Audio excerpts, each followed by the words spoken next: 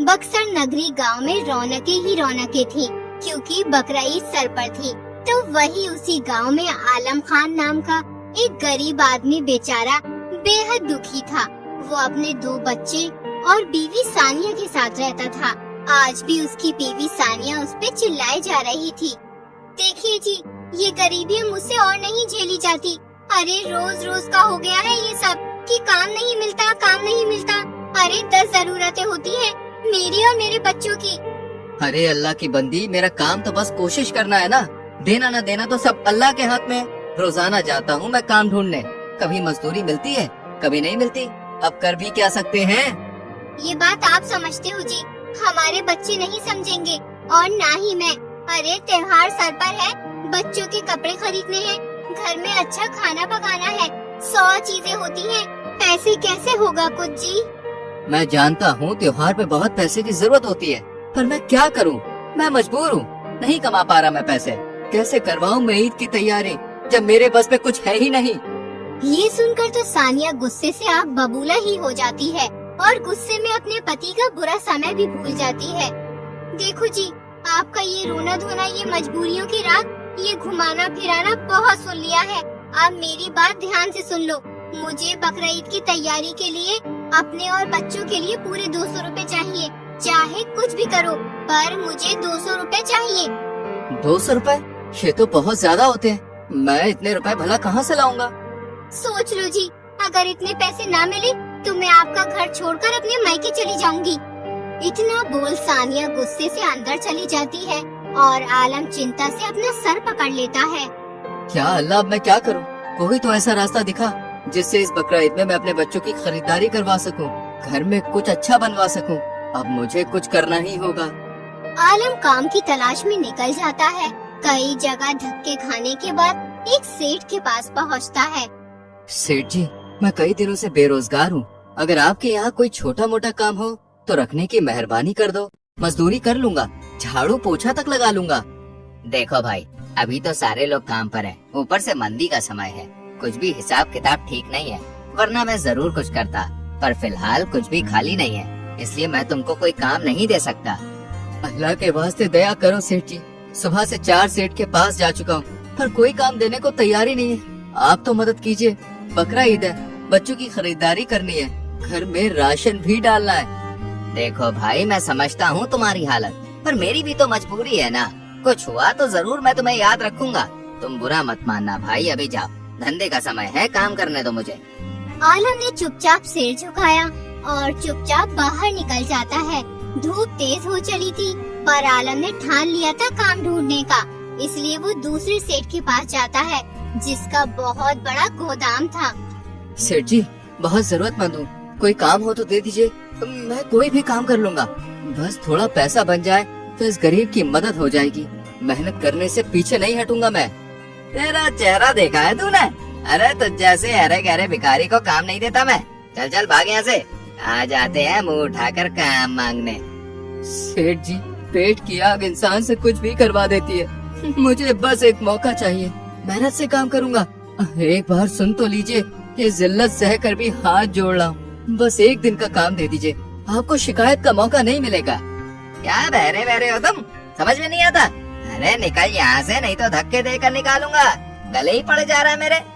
आलम की आंखों में गुस्सा नहीं था, सिर्फ बेबसी थी। उसने एक बार फिर अपनी किस्मत को कोसा और थके कदमों से वापस चल पड़ा, पर घर जाने से पहले उसे घर की चिंता खा रही थी। किस मुंह से घर जाऊं? बीवी ने तो बोल दिया है कि अगर पैसे नहीं दिए तो मायके चली जाऊंगी। मेरी तो हिम्मत भी नहीं हो रही घर जाने की, पर क्या करूं, जाना तो पड़ेगा ही ना। आलम हिम्मत करके घर पहुंचता है, तभी उसकी 10 साल की बेटी हूर और 9 साल का बेटा अर्श उसके पास आकर कहते हैं, अब्बू चलिए ना बाजार, हमें बकरा देखना है। अर्श को तो काले बकरी का शौक चढ़ा है, मैंने भी एक सफेद वाला पसंद कर रखा है। हमारे मोहल्ले में सबके पास बकरा है, हमें भी बकरा चाहिए अब्बू।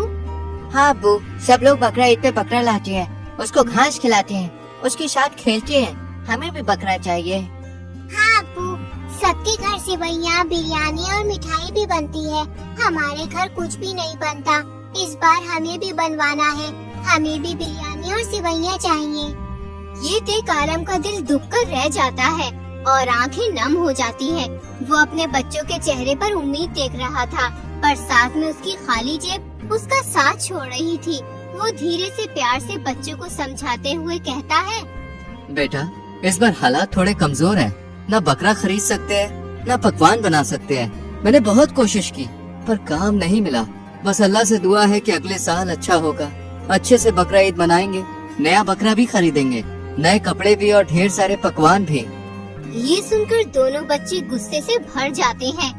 हर बार यही कहते हो आप अब्बू कि अगले साल हम भी बच्चे हैं, हमारा भी कोई ख्वाब है कि हमारी ईद यूं ही सुनी रहेगी। क्यों हम लोग अच्छे से ईद नहीं मना सकते? ये सुनकर अर्श रोते हुए जाकर अपनी माँ से शिकायत करता है। अम्मी आप अब्बू से कहिए ना, हमें काला बकरा और नए कपड़े और अच्छा खाना चाहिए, और वो भी इसी ईद पे चाहिए। सानिया वो खुद भी टूटी हुई थी, लेकिन अब अपने बच्चों को ऐसा रोता देख उसका सब्र जवाब दे रहा था और वो अपने पति से गुस्से में कहती है, आप कब तक बच्चों को ऐसे बहलाओगे जी? हर साल यही तंगी की कहानी सुनाओगे? अरे तुम इस घर के मर्द हो, क्या अपने बीवी बच्चे की जिम्मेदारी उठाने लायक भी नहीं हो आप? घर की खुशी भी अब बोझ बन गई है क्या आप पर? ये सुनकर आलम को जैसे किसी ने थप्पड़ मार दिया हो। वो चुपचाप बैठ गया। दुख से आंसू आंखों में तैरने लगे और हिम्मत करके बोला, अरे कैसी बात करती हो भला? क्या मैं कुछ करना नहीं चाहता? क्या मैं बच्चों की हंसी नहीं देखना चाहता? लेकिन जब जेब में कुछ ना हो तो मैं क्या करूं? कभी कभी अपने आप से भी हार जाता हूं। अल्लाह के वास्ते थोड़ा तो मेरे बुरे समय को समझो। इतना बोल आलम गुस्से से अंदर चला जाता है और हूर अपनी माँ से कहती है, अम्मी क्या हमारे लिए कुछ नहीं हो सकता? अम्मी क्या हमने अब्बू से ज्यादा मांग लिया है? अम्मी अब्बू को बोलो ना कि बकरा न सही लेकिन नए कपड़े तो दिलवा दो। ईद पर मुझे भी सजना है, मुस्कुराना है, मुझे भी ईद मनानी है। अम्मी अब्बू को बोलो ना।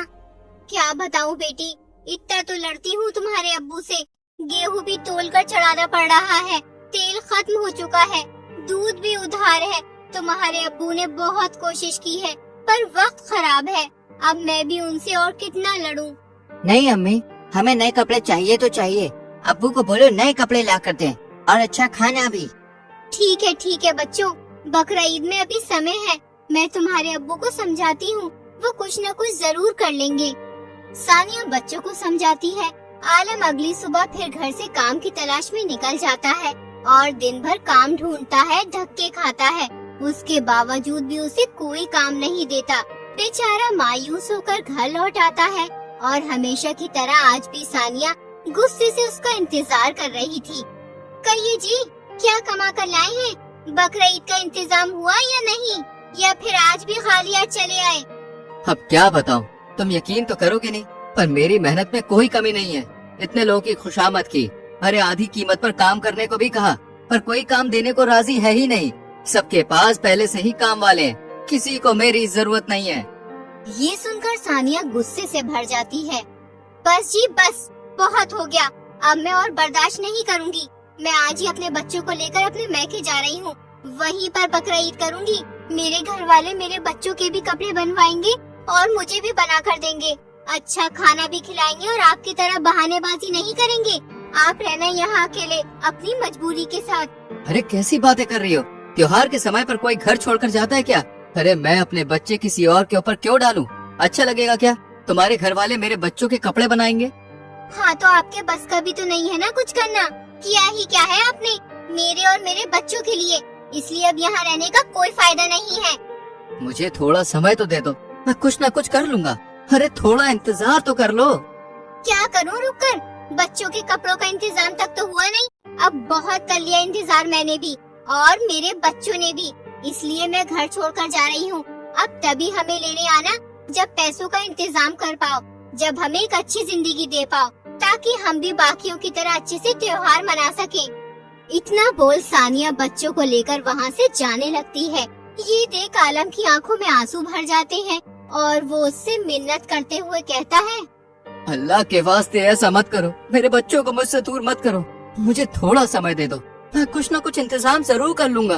अरे किसी के हाथ जोड़ लूंगा, पैर पकड़ लूंगा, पर पैसे का इंतजाम करके लाऊंगा। आलम अपनी बीवी सानिया की बहुत मिन्नतें करता है, लेकिन वो उसकी एक नहीं सुनती और दोनों बच्चों को लेकर अपने मायके चली जाती है। उसके जाने के बाद आलम की चिंता और बढ़ जाती है। बीवी बच्चों के बिना अकेला घर उसे काटने को दौड़ रहा था। बच्चों के बिना मेरा घर कितना सूना हो गया है। मुझे कुछ भी इंतजाम करना होगा, पैसे कमाने होंगे। एक बार पैसे आ जाए तो अपने बीवी बच्चों को उसके घर से ले आऊंगा, लेकिन मुझे इससे पहले पैसों का इंतजाम करना होगा। कोई ना कोई काम तो ढूंढना ही होगा जिससे मैं कुछ पैसे कमा पाऊँ। इतना सोच आलम घर से निकल पड़ता है। वो देखता है कि कुछ बकरे एक पेड़ के पास बंधे हुए थे। आलम एक आदमी से पूछता है, अरे मुनीर भाई, ये बकरे किसके हैं? लगता है कोई बड़ा सेठ आया है बकरों को लेकर यहाँ। हाँ भाई, मंसूर भाई के बकरे हैं। उनका बकरों का कारोबार है। अब बकरा ईद है, इसलिए यहाँ आए हैं। ये सुनकर आलम को एक तरकीब सूझती है और वो मुनीर से मंसूर भाई का पता पूछकर उनके पास पहुँच जाता है, जिसे देख मंसूर हैरान होकर पूछता है, अरे भाई, कौन हो तुम और यहाँ क्या कर रहे हो? कोई काम था क्या? अरे मंसूर भाई, मैंने सुना है कि आपका बकरों का काम है। क्या मुझे कोई काम मिल सकता है? क्या मैं आपके किसी काम आ सकता हूँ? काम तो है भाई, पर क्या कर पाओगे ये काम? क्योंकि पैसा बहुत ही कम दे पाऊंगा। मंजूर हो तो बोलो। मंसूर भाई, मैं कुछ भी करने के लिए तैयार हूँ। मेरे हालात बहुत बुरे हैं। आप बताइए बस मुझे क्या करना होगा और कितने पैसे मिलेंगे? मेरे बकरों का काम बहुत बड़ा है। इतने सारे बकरों की देखभाल एक साथ नहीं हो पाती, इसलिए कुछ बकरे तुम अपने साथ रखो और उनकी देखभाल करना। बकरा इससे 4 दिन पहले दे देना, इसके बदले तुमको 5 रुपए मिलेंगे। बताओ, कर पाओगे क्या? ये सुनकर आलम सोच में पड़ जाता है। सिर्फ 5 रुपए? आखिर 5 रुपए से क्या ही होगा? इससे तो बच्चों के कपड़े भी नहीं आएंगे और घर में खाना भी ठीक से नहीं पक पाएगा। क्या करूं? एक काम करता हूं, फिलहाल कोई और रास्ता भी तो नहीं है, इसलिए अभी हाँ कह देता हूं। क्या सोच रहे हो भाई? ठीक है मंसूर भाई, मैं एक काम करूंगा। मैं बकरों का ध्यान रख लूंगा। उनको खिलाने पिलाने की पूरी जिम्मेदारी मेरी। आपको कोई शिकायत नहीं मिलेगी। आपका बहुत बहुत धन्यवाद।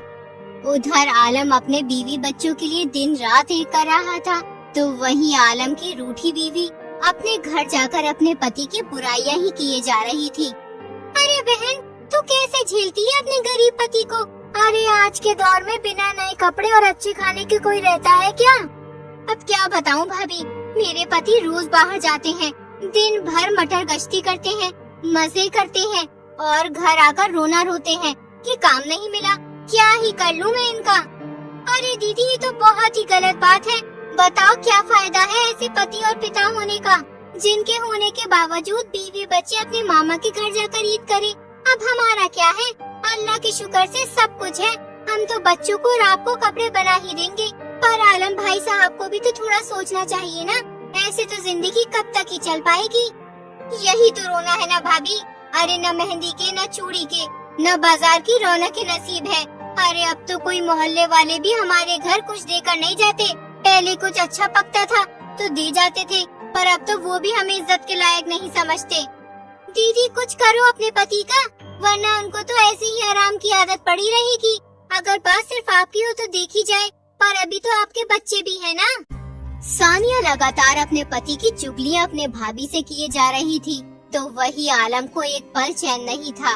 वो रोजाना दिन भर काम ढूंढता और रात भर बकरों का ख्याल रखता, पर कोई काम न मिलने पर वो मायूसी से भर चुका था।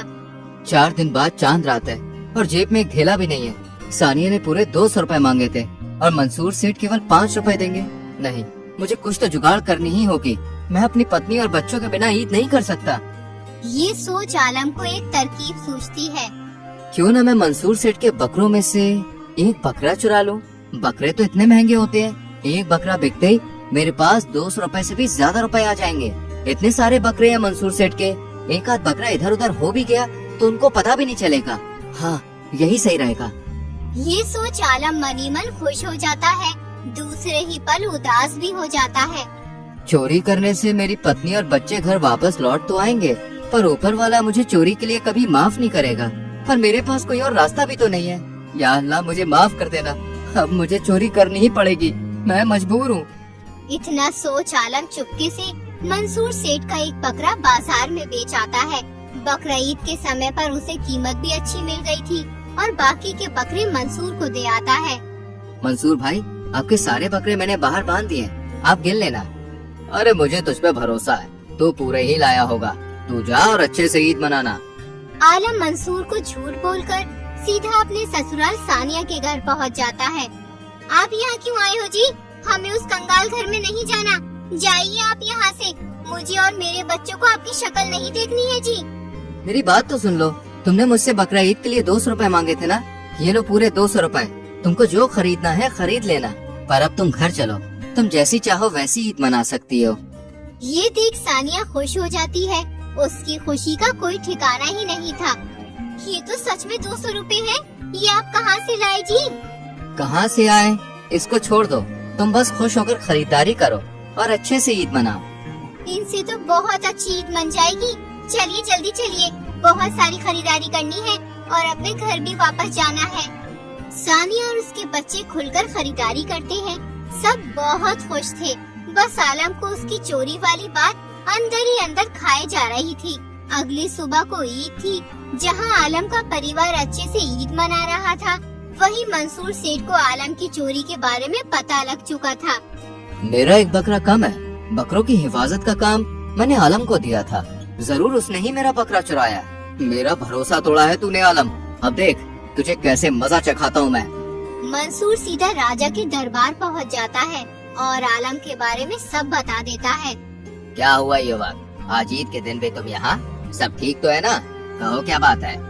महाराज, गांव का एक आदमी है आलम, उसने मेरा बकरा चुराकर बाजार में बेच दिया है। उसको काम पर रखा और उसने ही मेरा बकरा चुरा लिया। मुझे इंसाफ चाहिए महाराज, आलम को उसके किए की सजा मिलनी ही चाहिए। ये तो बहुत ही गलत हुआ है तुम्हारे साथ। सैनिक जाओ और आलम और उसके पूरे परिवार को यहाँ तुरंत गिरफ्तार करके लेके आओ। महाराज के हुक्म की तामील होती है और कुछ सैनिक आलम के घर पर जा पहुँचते हैं, जहाँ आलम और उसका परिवार अच्छे से ईद मना रहा था। आलम तुम ही हो ना? महाराज ने तुमको गिरफ्तार करने का हुक्म दिया है, तुरंत ही हमारे साथ चलो। ये क्या कह रहे हो? लेकिन मैंने क्या किया है? देखो मुझे छोड़ दो, मुझे कहीं नहीं जाना। छोड़ो मेरे पति को, क्या तुमको पता नहीं आज ईद है? इतने सालों के बाद हम अच्छे से ईद मना रहे हैं, फिर क्यों हमारी ईद खराब कर रहे हो? तुम्हारे पति को और तुम दोनों को जाना तो पड़ेगा, क्योंकि ये राजा का हुक्म है। तुम्हारे पति ने बहुत बड़ा पाप किया है और उसकी सजा इसको मिलकर रहेगी। सैनिक आलम और उसकी पत्नी को बंदी बनाकर राजा के सामने पेश करते हैं। आलम, तुम जानते हो कि तुमने मंसूर के बकरे की चोरी कर उसको बाजार में बेचा है। तुम जानते हो ना चोरी की सजा क्या है? जिंदगी भर का कारावास। फिर क्यों तुमने ये चोरी की? मैं जानता हूँ महाराज, और ये चोरी मैंने जानबूझकर की है अपने परिवार के लिए। मेरे पास कोई और रास्ता नहीं था, इसलिए मुझे मंसूर भाई का बकरा चुराना पड़ा। आप मुझे जो चाहे वो सजा दे सकते हैं, बस मेरे जाने के बाद मेरे बच्चों और बीवी का ध्यान रखा जाए। आप मुझे जो सजा देंगे वो मुझे मंजूर होगी। ये देख सानिया सन ही पड़ जाती है और रो पड़ती है। ये आपने क्या किया जी? हमें वापस लाने के लिए चोरी ही कर डाली। आपने बहुत गलत किया जी, मुझे माफ कर दीजिए। ये सब मेरी वजह से हुआ है, मैं ही आपको नहीं समझ पाई। मुझसे बहुत बड़ा पाप हो गया। महाराज, मुझे मेरे बकरे की कीमत के बराबर धन चाहिए। इस आदमी ने मेरा बकरा चुराकर मुझे धोखा दिया है, मेरा भरोसा तोड़ा है। दया कीजिए महाराज, मैं मानती हूँ कि मेरे पति ने चोरी की है, बहुत बड़ा पाप किया है, लेकिन ये सब मेरी वजह से हुआ है। मैंने ही 200 रुपए की जिद की थी और मैं क्यों चली गई थी। हमें वापस लाने के लिए इन्होंने चोरी की है, इनको माफ कर दीजिए। वजह चाहे जो भी हो, लेकिन तुम्हारे पति ने चोरी की है, इसके लिए तुम्हारे पति को सजा मिलेगी ही मिलेगी। आपको सजा देनी है तो मुझे दीजिए महाराज, क्योंकि मैं इसकी जिम्मेदार हूँ। आप मुझे फांसी की सजा दे दीजिए। अरे हम गरीबों का जीवन आप अमीरों की तरह आसान नहीं होता। रोजाना बच्चों की ख्वाहिशों को मरता देखना कहाँ आसान होता है, और जब त्योहार आ जाए तो जिंदगी एक नर्क जैसी लगती है। जहाँ अमीर लोग धूमधाम से त्योहार मनाते हैं, वही हम लोगों का बुरा समय शुरू हो जाता है, जब ना तो बच्चों के लिए कुछ खाने को होता है और ना ही पहनने को कपड़े, ना ही इज्जत से कोई काम देता है। तब इंसान के पास चोरी के अलावा और क्या ही रास्ता बचता है। ये सुनकर राजा की आंखें नम हो जाती हैं। ये तुम सही कह रही हो, आज हमारी आंखें खुल गई हैं। हम लोग तो महल में रहते हैं, पर हमारे राज्य के लोग किस हाल में है, किस तरह गरीबी में जीवन बिता रहे हैं, इसका हमें कतई अनुभव नहीं था। त्योहार उनके लिए खुशियाँ नहीं बल्कि दुख और अभिशाप लाता है। इसलिए हम आलम की इस गलती को माफ करते हैं और मंसूर के बकरे की कीमत हम उसे देंगे। धन्यवाद महाराज। पर आलम, ये तुम्हारी आखिरी गलती है जिसकी माफी मिली है। आगे से कोई भी चोरी की तो हम तुमको कैद की नहीं बल्कि फांसी की सजा सुनाएंगे। आपका बहुत बहुत धन्यवाद महाराज, आपने मेरे इतने बड़े पाप को माफ किया। मैं अंधा हो गया था, मैं आगे से ऐसा सोचूंगा भी नहीं। बहुत खूब। साथ में हम ये ऐलान करते हैं कि गांव के हर गरीब को 100 सोने की अशर्फियां और साथ में एक बकरे भेंट करते हैं ताकि हमारे राज्य के सारे लोग अच्छे से ईद मना पाएं। ये देख आलम और उसकी पत्नी खुश हो जाते हैं। साथ में राजा आलम को भी 2 बकरे और 100 सोने की अशर्फियां देकर विदा करता है। उसके बाद आलम के बुरे दिन दूर हो गए थे और उसकी पत्नी को भी सही गलत की पहचान हो गई थी।